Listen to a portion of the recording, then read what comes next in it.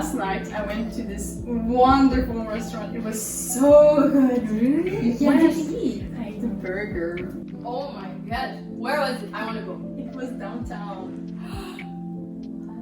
The time.